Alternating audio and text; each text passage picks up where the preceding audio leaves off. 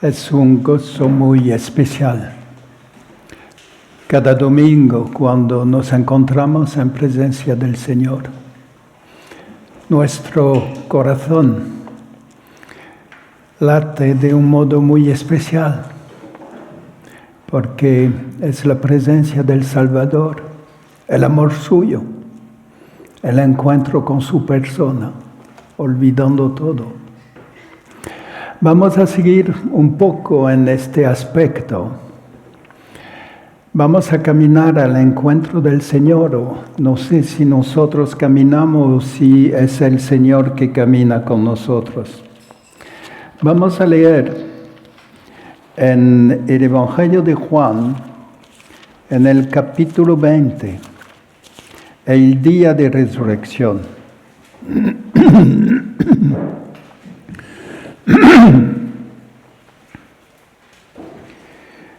Juan, capítulo 20. El primer día de la semana, María Magdalena fue de mañana, siendo aún oscuro, al sepulcro, y vio quitada la piedra del sepulcro. Entonces corrió y fue a Simón Pedro y al otro discípulo, aquel al que amaba Jesús, y les dijo: «Se han llevado del sepulcro al Señor y no sabemos dónde le han puesto».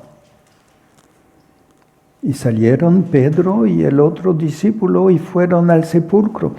Corrían los dos juntos, pero el otro discípulo corrió más aprisa que Pedro. Llegó primero al sepulcro y bajándose a mirar, vio los lienzos puestos allí, pero no entró. Luego, Simón Pedro tras él entró en el sepulcro y vio los lienzos puestos allí y el sudario que había estado sobre la cabeza de Jesús, no puesto con los lienzos, sino enrollado en un lugar aparte.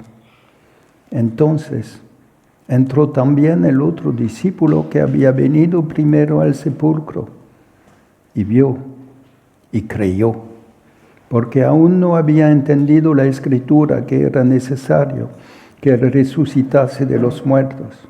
Y volvieron los discípulos a los suyos. Lo que leemos aquí es palabra de Dios, con autoridad absoluta de palabra de Dios, perfección de la palabra de Dios. ¿Están de acuerdo? Pienso. Pero tiene otro aspecto, y que no es para disminuir el primero. Cuando Juan escribe esto, ¿qué edad tiene? Acerca de los 90, al final del siglo I, casi en el momento, a unos años más antes o después, cuando escribí la Apocalipsis. Y este hombre anciano recuerda este acontecimiento de unos 60 años antes, lo que ha vivido él, el día de resurrección. Y recuerda aquí la emoción de María, cuando viene gritando: «Han llevado al Señor». Recuerda también cómo corrieron al sepulcro. Casi oímos Pedro, que está un poco de dificultad, no puede correr porque tiene más edad que Juan. Juan tenía cerca de 20 años. Pedro podría ser unos 40 y no corre tan fácil. Juan viene al sepulcro y hay como, sigue la emoción. Está bajándose y ve al interior, sí está vacío. Y queda afuera porque no es cuestión de miedo, es cuestión de el honor que debemos a Cristo y a su cuerpo que había pasado tiempo en este sepulcro. Pedro viene unos minutos más tarde, unos segundos, no sé, y él entra en el sepulcro. Conocemos Pedro y cómo está muy fácilmente haciendo las cosas, diciendo las cosas. Bueno, es Pedro. Y Juan después entra. Entrar en un sepulcro, ¿cómo le parece? ¿Han conocido ustedes esto? Es muy especial. Un sepulcro en la roca. Y viene Juan, hay los lienzos, el sudario doblado, enrollado. No es un robador que viene para tomar el cuerpo y marcharse deprisa. Había el tiempo del orden y el sepulcro era vacío. Juan estaba sobre la piedra del sepulcro, como estoy aquí sobre una piedra, muy bien labrada aquí, en el sepulcro no sé. No había el olor de la muerte.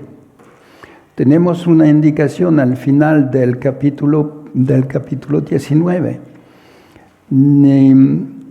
Nicodemo vino trayendo un compuesto de mirra y aloes como 100 libras. 50 kilos de este perfume para el cuerpo de Jesús. Hay que pensar que en el sepulcro había este perfume excelente. No era el olor de la muerte. Y Juan se encuentra un sepulcro vacío, algo de material, y él cree. Pienso que él creía en Jesús porque ya lo conocía. Y delicado en su sentimiento como era Juan, su fe estaba en Cristo como el Mesías. Pero en este día, él cree en la resurrección. Sobre una roca desnuda, cree en la resurrección. Como algo que se impone a él. Amigos, ¿cómo estás pensando en la resurrección? Pienso que todos aquí creen en la resurrección, no tengo dudas en esto. ¿Pero qué es para ti? ¿Una doctrina? ¿Y podemos hablar de esta doctrina? ¿O es algo de concreto como la piedra donde estaba Juan? La resurrección, hermanos, no es solo una doctrina. Es un hecho que aconteció en la tierra, con pruebas que tenemos. El sepulcro vacío. Y después muchas pruebas, todos los testigos. Y aquí Juan es un testigo, con un testimonio muy claro, con los detalles. No es una historia que ha preparado. Ha vivido esto y 60 años más tarde puede escribir los detalles. La resurrección es un hecho que aconteció. Cristo es vivo hoy en día. Y me gustaría que nosotros todos tengamos la misma certeza. Cristo es vivo. Y lo sabemos. Había un sepulcro vacío. Y una cosa muy hermosa. Unos 25 siglos más tarde, ¿cuántos creyentes hay? Hay una obra del Espíritu Santo en la tierra, que a través de los siglos es la demostración de la resurrección de Cristo. La resurrección no es solo una doctrina, aunque es doctrina importante. Es algo de positivo en el cual creemos. Y esto nos pone en presencia de Cristo. En presencia de Cristo para Juan no era exactamente esto, porque el sepulcro era vacío. Y pienso que en la mente de Juan quedaba una pregunta. Es resucitado, pero ¿dónde está? Bueno, Juan lo conocerá al final del día, cuando el Señor viene en el aposento alto y con un gozo muy especial. Pero pienso que Pierre-Henri tiene también algo que decir y no quiero tomar mucho tiempo. Solo vamos a leer lo que sigue en el texto. Juan 20, versículo 11. Pero María estaba fuera llorando junto al sepulcro. Y mientras lloraba, se inclinó para mirar dentro del sepulcro. Y vio a 2 ángeles con vestiduras blancas que estaban sentados, el uno a la cabeza, el otro a los pies, donde el cuerpo de Jesús había sido puesto. Y le dijeron: Mujer, ¿por qué lloras? Les dijo: porque se han llevado a mi Señor y no sé dónde le han puesto. Cuando había dicho esto, se volvió y vio a Jesús, que estaba allí, mas no sabía que era Jesús. Jesús les dijo: Mujer, ¿por qué lloras? ¿A quién buscas? Ella, pensando que era el hortelano, le dijo: Señor, si tú le has llevado, dime dónde le has puesto, y yo lo llevaré. Jesús le dijo: María. Volviéndose ella le dijo: Raboní, que quiere decir maestro. Jesús le dijo: no me toques, porque aún no he subido a mi Padre. Mas ve a mis hermanos y diles: subo a mi Padre y a vuestro Padre, a mi Dios y a vuestro Dios. Fue entonces María Magdalena para dar a los discípulos las nuevas, que les había visto al Señor y que Él le había dicho estas cosas. Este domingo por la mañana, María Magdalena ya estaba al sepulcro cuando empezaba el día. Y notemos el dolor de esta mujer. Había un amor muy grande. La liberación de María de Magdalena de los 7 demonios era algo de muy fuerte, que había totalmente cambiado su vida. Como cuando venimos a Cristo, hay lazos con este mundo que desaparecen y podemos vivir por Cristo.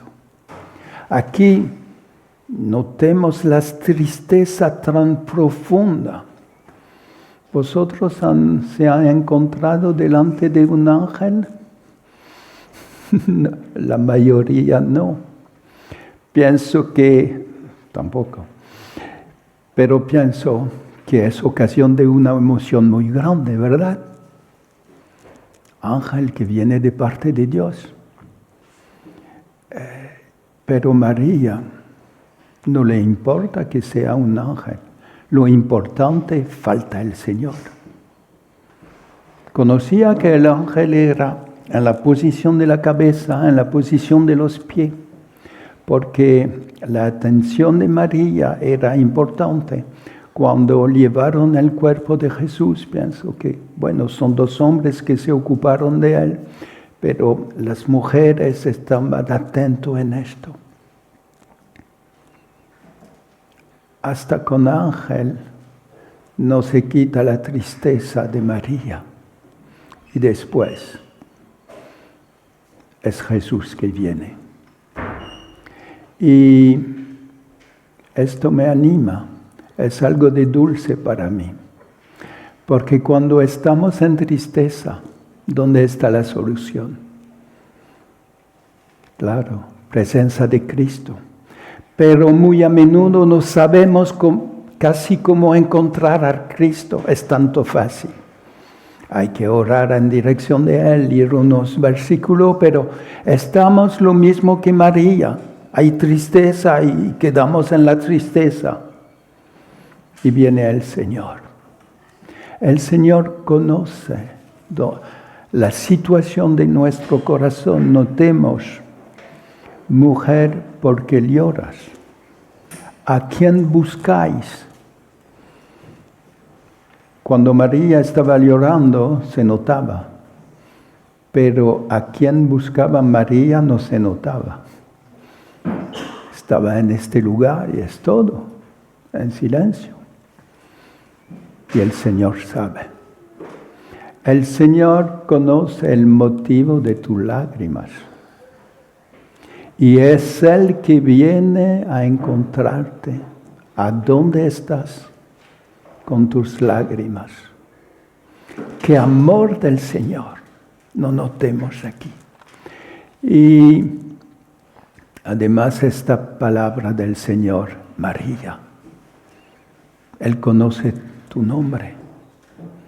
La relación que tienes con Cristo no es una relación, ¿cómo decir?, oficial. Es una relación íntima de personas que se conocen, que pueden mirarse en los ojos como estamos haciendo. Así era Cristo por María y es lo mismo por nosotros. Y después, bueno, claro, cuando oyes su nombre, le dice Rabboni, mi maestro, el que me ha enseñado, que me ha dado consejo en mi vida. Inmediatamente el Señor le dijo, no me toques, porque aún no he subido a mi Padre. Bueno, hay discusión sobre esto, porque un poco después el Señor va a decir a los discípulos, pueden tocarme, que no soy una aparición, sino que tengo un cuerpo. Y en este momento, no me toques. Bueno, no hay que buscar una explicación que conviene para juntar los dos casos.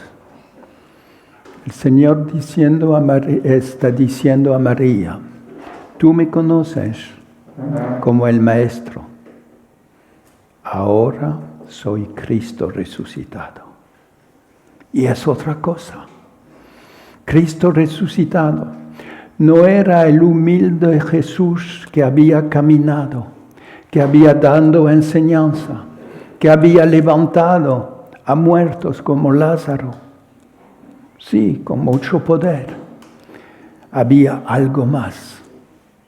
La gloria del resucitado.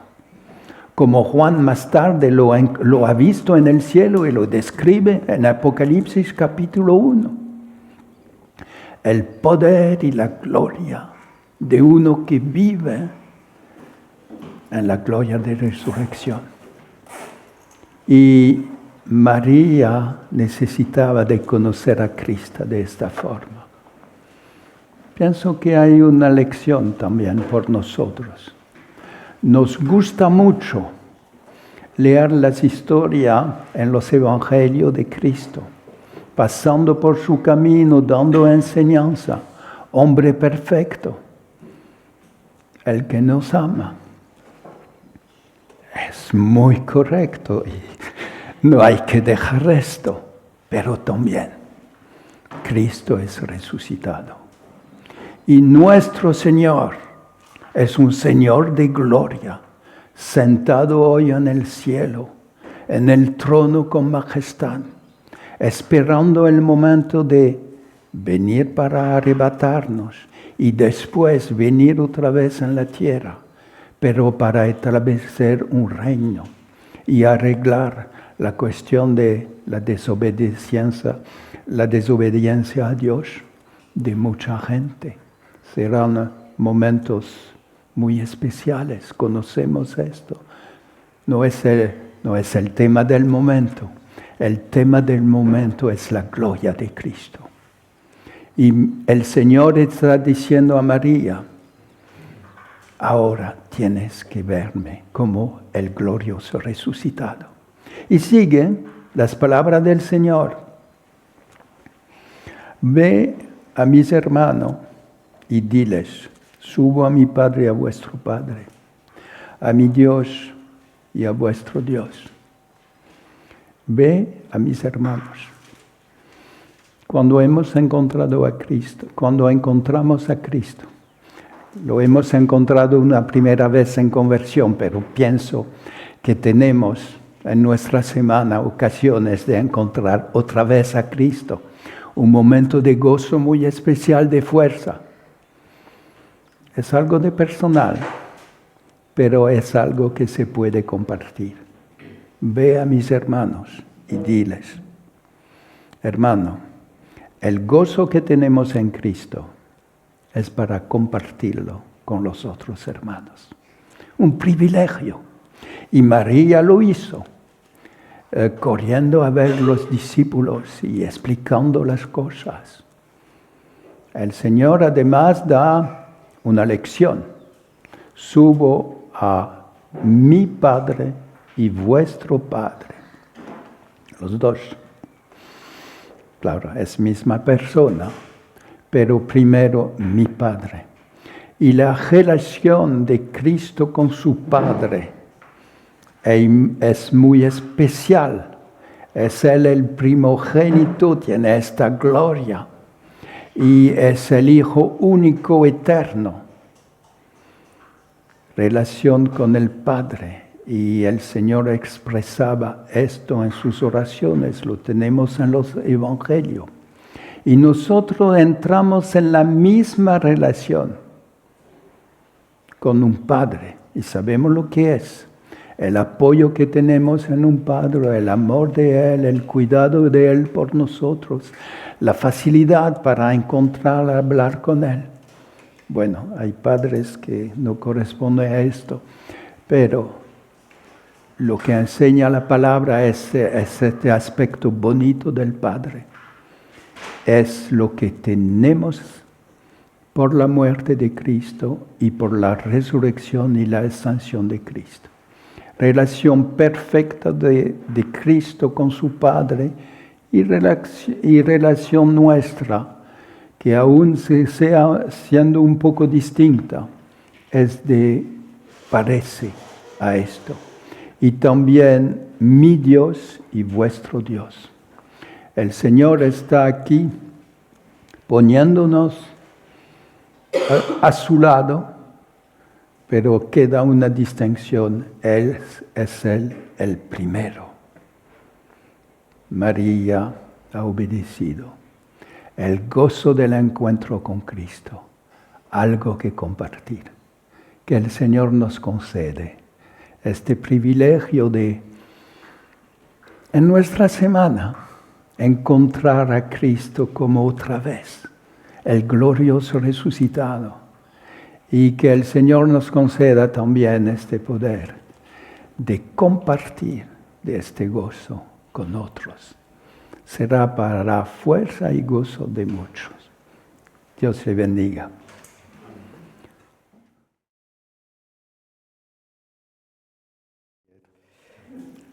On va lire dans Philippiens 3. Filipenses capítulo 3. Le verset 10 et 11. Versículos 10 y 11. Filipenses 3, 10 y 11. 3, 10. A fin de conocerle y el poder de su resurrección y la participación de su padecimiento, llegando a ser semejante a él en su muerte, si en alguna manera llegase a la resurrección de entre los muertos. Et également, on va lire dans Proverbe 30, Proverbios capítulo 30, versets 24 à 28. versículo 24 a 28. 30, 24. 30, 24. 4 cosas son de la más pequeña de la tierra, y las mismas son más sabias que los sabios. Las hormigas, pueblo no fuerte, y en el verano preparan su comida. Los conejos, pueblo nada esforzado, y ponen su casa en la piedra. Las langostas que no tienen rey y salen todas por cuadrillas. Y la araña que atrapas con la mano y está en los palacios del rey.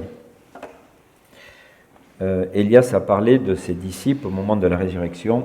Elías habló de los discípulos en el momento de la resurrección. Et vous avez vu ce mélange de pleurs et de joie. Y han notado esta mezcla de gozo y de lágrimas.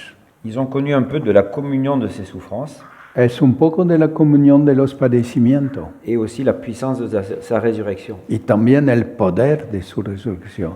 Et le chrétien aujourd'hui est un peu comme ça. Y el cristiano es un poco de esta manera hoy en día. À la fois nous acceptons de souffrir parfois, Aceptamos de sufrir a veces, mais parfois aussi nous avons la force qui vient du fait que Jésus est ressuscité. pero también en otros momentos tenemos la fuerza que viene de Cristo es Et resucitado. il me semble que c'est très important que ces deux choses soient en équilibre dans notre vie.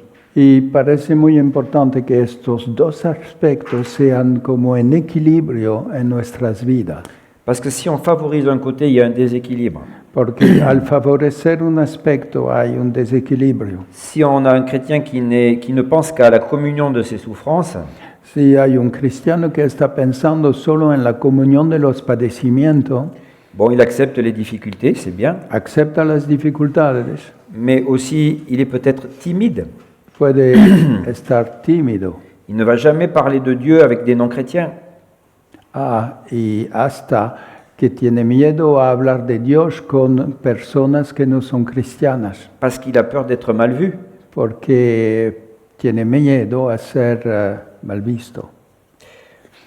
Ou alors un chrétien qui est que dans la puissance de sa résurrection, O otro caso, el cristiano que está siempre en el poder de su resurrección et il est très sûr de lui, y tiene mucha certeza et il parle avec les gens, y habla con mucha gente, mais il est un peu agressif, pero casi está siendo agresivo il est un peu envahissant. y toma mucho espacio. Et on connaît des chrétiens comme ça.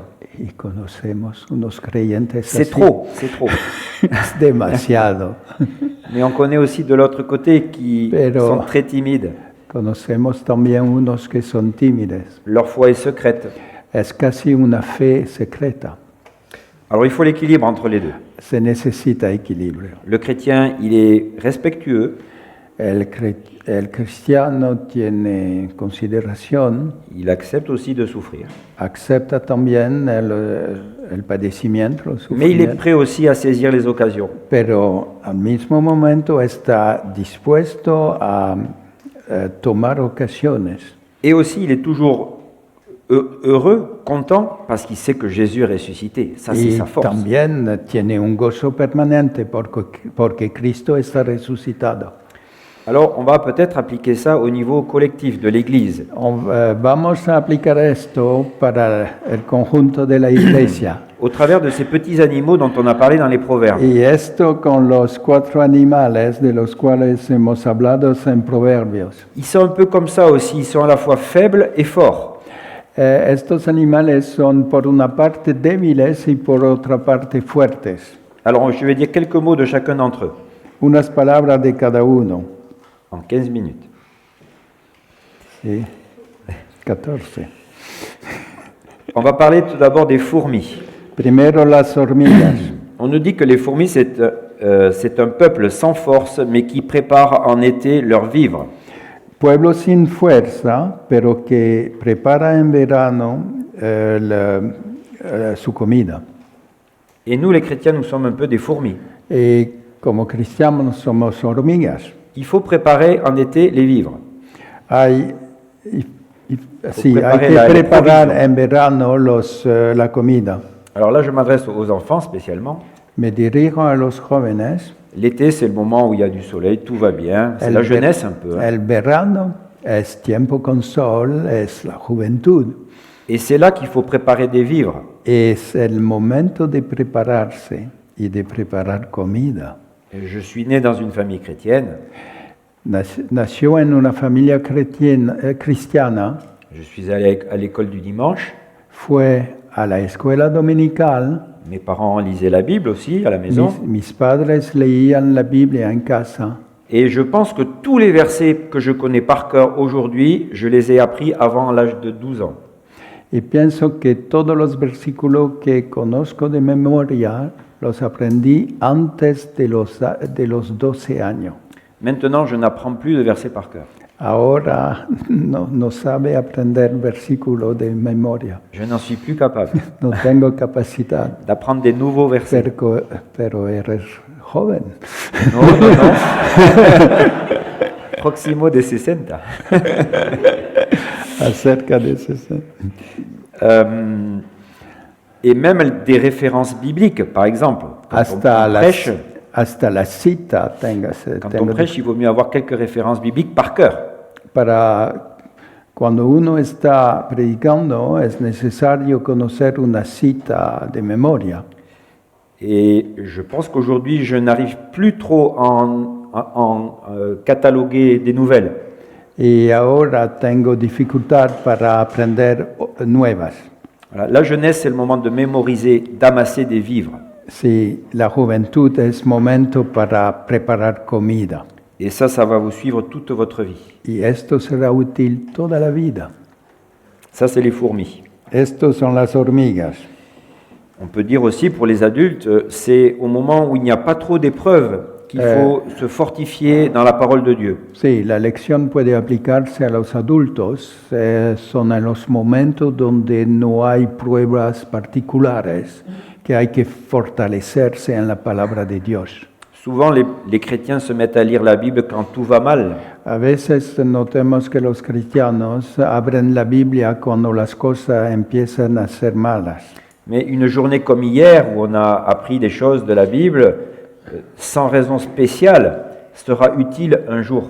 Pero un día como ayer, donde aprendimos cosas sin necesidad particular, será útil más tarde.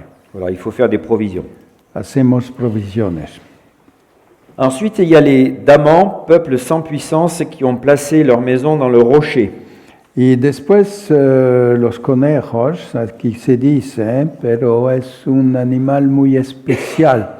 No es el conejo de Europa. Sí, parece al conejo un poco más largo. Y vive en la roca.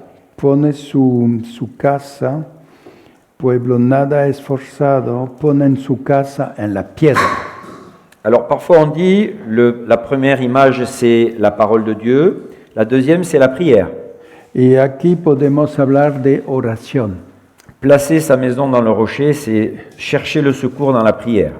Poner su casa en la roca es buscar el socorro en oración. Et pour des êtres humains faibles comme nous, notre force, c'est de nous confier en Dieu dans la prière. Y para nosotros que somos débiles, nuestra fuerza es confiarse en Dios en oración. C'est ça qui crée notre confiance. Y es lo que produce confianza. Mais on peut voir aussi l'idée des maisons. C'est intéressant cette idée des maisons. Pero se puede notar que se trata de casa. Parce qu'une église est constituée de familles. Porque en una iglesia hay varias familias, varias casas. Quand les familles sont placées dans le rocher, l'église est plus forte. Y cuando las familias están en la roca, la iglesia se hace más fuerte. Des familles fortes créent une église forte. Familias fuertes hacen una iglesia fuerte. Alors, ça ne veut pas dire que ceux qui sont faibles n'ont pas leur place dans l'église, bien sûr. No significa que los más débiles no tienen su espacio en la iglesia, claro. Mais la force globale de l'église, c'est la somme de toutes les forces des familles. Pero la fuerza de una iglesia local es la fuerza de todas las familias. Et là, des personnes plus faibles peuvent être portées par cette église. Y personas que no tienen tanta fuerza pueden ser llevadas. On voit des églises avec un pasteur très fort et beaucoup de personnes faibles. Se nota iglesia con un pastor muy fuerte y personas débiles. Mais le pasteur s'épuise. Pero, bueno, al final el pastor no tiene fuerza. Voilà, des familles fondées sur le Seigneur. Familia que están en el Señor. Ça va créer une église qui va être forte. Será para una iglesia fuerte. Ensuite, il y a les sauterelles qui n'ont pas de roi, mais qui sortent par bandes. Después las langostas que no tienen reyes y salen todas por cuadrillas. Langosta es lo mismo en español, es esta chac que salta en el campo, sí. Alors vous savez, les sauterelles, elles arrivent comme des nuages, hein, Y las langostas vienen como una nube a veces. et elles mangent tout sur leur passage. Y en este caso comen todo. Leur force, c'est leur nombre, Y la fuerza de ellas es el número, c'est le collectif. el colectivo. Et ça fait penser un peu à l'Église, Hace pensar a la iglesia, spécialement dans un format, on va dire, assemblée de frères, especialmente, bueno, cuando toma la fuerza de una asamblea con varios hermanos. il n'y a pas de chef. No hay jefe en este aspecto. Hier, j'ai pas su qui était le chef ici. Ayer no he notado quién era el jefe. Tout fonctionnait bien, Todo funcionaba bien. mais j'ai pas eu l'impression qu'il y avait un leader, il y avait des leaders. Sí, había persona que tenía autoridad, sí, pero no había uno para mandar a todos. Notre chef, il est dans le ciel. Nuestro jefe está en el cielo. Et ça, c'est très important aussi, l'engagement de chacun. Y esto necesita que cada uno será dispuesto Voilà, para ce qui fait notre trabajar. force. Nous sommes tous individuellement faibles, mais si nous sommes tous engagés, alors nous allons être forts. Cada uno somos débiles, pero si todos estamos con este deseo de servir a Cristo, juntos seremos fuertes. Encore une fois, il n'y a pas un leader qui s'épuise, mais il y a une participation de tous. No es un líder que está perdiendo su fuerza porque está haciendo todo, sino que hay la actividad de todos. Et je vous encourage vraiment à cet engagement de chacun. Y bueno, estoy animando a que cada uno sea dispuesto en sí, C'est ce qui en la vida permet- de la iglesia. C'est ce qui permet des journées comme hier, Es lo que permite días como ayer et c'est ce qui permet aussi des actions d'évangélisation. y es lo que permite también acción de evangelización. On m'a dit qu'une fois, vous aviez invité des personnes du secteur pour un goûter. Me han explicado que un día han invitado personas de la zona para una merienda. Ça, c'est typiquement une action collective. Esto es una acción colectiva. Il y a des églises où il y a un évangéliste, c'est le seul. Hay iglesias donde hay un hermano evangelista solo, Mais là, vous avez tous invité. pero en el caso de ustedes fue una invitación de vosotros todos. Dans mon assemblée que vous connaissez, on fait ça à Noël. En mi asamblea que conocen, hacemos esto para Navidad. On invite les gens du village pour des chants de Noël. Invitamos la gente del pueblo para cantos de Navidad. C'est pas une réunion d'évangélisation avec une prédication, No es una reunión de evangelización con predicación. sinon personne ne viendra. En este caso nadie viene. Mais tout le monde aime Noël. Pero a toda persona le gusta Navidad. Alors on fait une petite chorale, Hacemos con unos cantos et puis il y a des petits messages entre les chants, mais courts. y entre los cantos hay unas palabritas muy cortos, pero sí. Et après il y a un goûter. Y después la merienda, la comida. Très important le goûter. Y importantísimo. Donc tout le monde participe. Así todos participan en la iglesia. La force de cet événement, c'est la participation de tous. La fuerza de este momento es participación de todos. Et des gens viennent du village, entre 20 et 50 personnes selon Y les hay années. desde 20 a 50 personas que vienen en esta ocasión. Et ils nous disent, ce qui nous frappe le plus, c'est que vous travaillez ensemble, c'est que tout le monde participe. Y los que nos impacta más es que ustedes están trabajando todos juntos. Et on peut donner ce témoignage. Y este testimonio puede ser dado. Et ils voient que les enfants aussi participent, les enfants chantent. Y notan que los jóvenes, los niños participan con su canto. Parce qu'ils ont l'idée que la religion, c'est l'histoire des grands-mères. Porque, bueno, en el pueblo están pensando que religión es cosas de abuelas. Mais des enfants, des jeunes hommes, Pero c'est étonnant. ver niños y hombres jóvenes que participan, es una sorpresa para la gente. Il y a encore des gens qui y croient. Hay personas que creen en estas cosas y jóvenes. Vous voyez, cette force du collectif, si nous sommes tous ensemble, La fuerza del colectivo. pas de chef, mais elles sortent par bande. Sí, no es un jefe que manda todo, sino que es un grupo que sale. Et puis alors il y a le lézard. Alors, Y je para crois qu'en terminar, espagnol c'est l'araignée. la araña, en francés, no conozco en hebreo, el lézard. C'est le rampant. Como una serpiente, pero con Una patas. lagartija. Hay pequeñito. Es la lagartija de todas las Biblias, excepto Valera 60. Ah. Bien. ¿Cuál es Porque- la palabra? Porque no conozco. ¿Ah? La- Lagartija. Cartija. Una palabra de la Hay escuela. en cada casa, ¿verdad? Parce que dans les pays un peu très chauds, En los les lézards países sont calientes- sur les plafonds, les petits lézards. Así la cartilla está casi en el techo. Le gecko. c'est un Ah, petit el lézard. gecko. Sí, les gusta subir y tienen patas que permiten. Voilà. Parce que moi, je ne prends pas les araignées avec les mains. Hein. No tomo las arañas con las manos, Mais on peut prendre un gecko avec la main. pero se puede tomar el El gecko es una pequeña lagartija verde. lagartija, sí, se puede tomar con las manos. Hay muchas, il y en a beaucoup en Algérie. Sí, la araña que atrapas con la mano. Bon, bref, c'est plus sympathique un lézard, Es más simpático la lagartija. cartera. Bref, en tout cas, ce qui est sûr, c'est qu'on peut le saisir par les mains. Encore une fois, il est faible. Es un animal débil porque se puede tomar con la mano. Il n'est pas impressionnant.